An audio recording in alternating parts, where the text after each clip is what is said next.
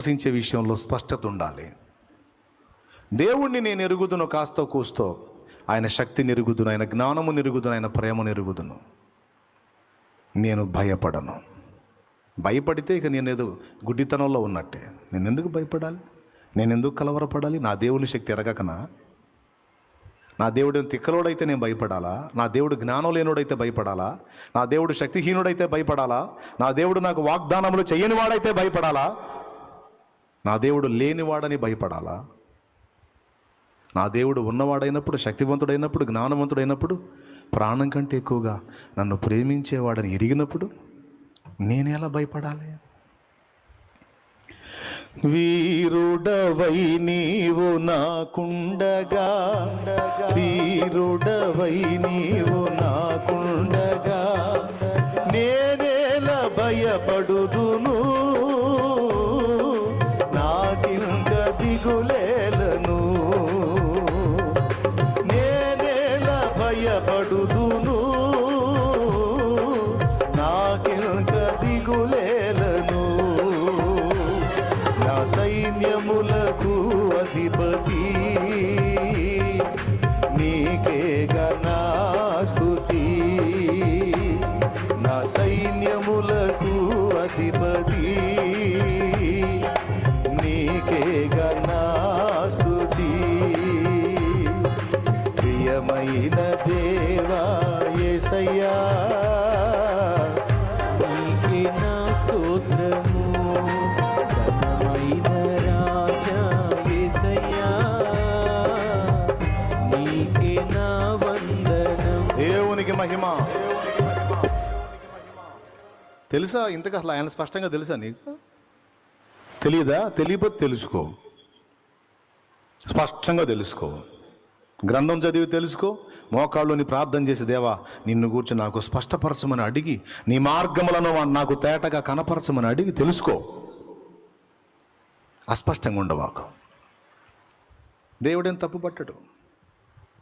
నేను ఆయన దొరికితే ఆయనను పట్టి ఆయన చేతి రంధ్రములలో నా వేళ్ళుంచి, ఆయన ప్రక్క డొక్కలో నా చెయ్యి ఉంచి నేను చూసి అప్పుడు నమ్ముతా అన్నాడు. యేసయ్య కోపడలేదు. చూసావా? కోపడ్డా? తోమా తోమా ఇట్రా కొడితే మొహం అన్నాడా? అన్నాడా? ఏమన్నాడు మరి? ఎంత ఎంత సాఫ్ట్గా మాట్లాడాడు చూడు. ఏమండి, నీ మార్గములను నాకు స్పష్టపరచుమయ్యా అంటే కోపడ్డండి. గిద్యోను సూచన అడిగాడు, 1కి 2 సార్లు. చూపించాడా లేదా? మోషే సూచన చూపించాడా లేదా? తోమా అడిగాడు, చూపించాడా లేదా? అలాంటోడండి మన దేవుడు.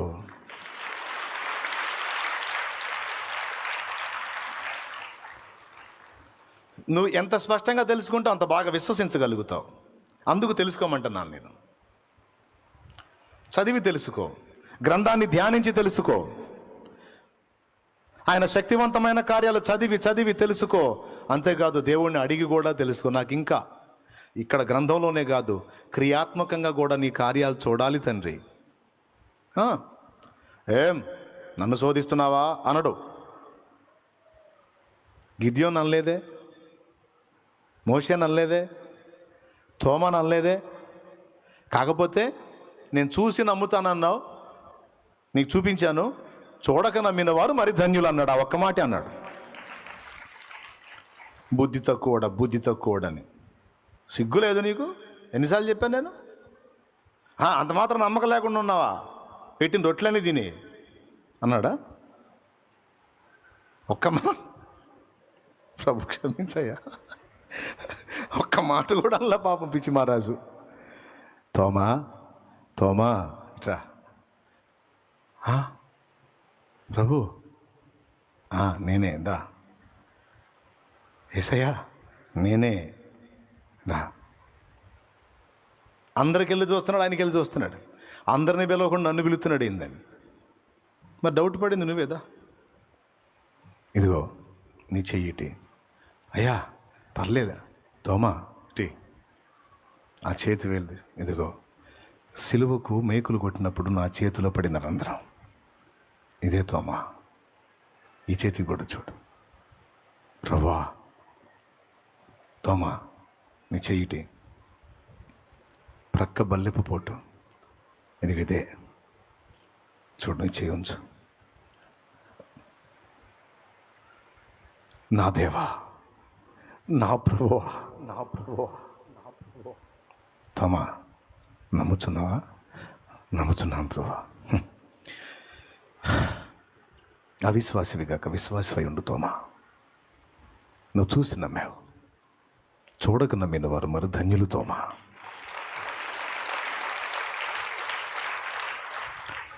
సందేహపడినప్పుడు కోపడ్డండి, క్లారిటీ ఇస్తాడు. అది యేసయ్య మంచితనం.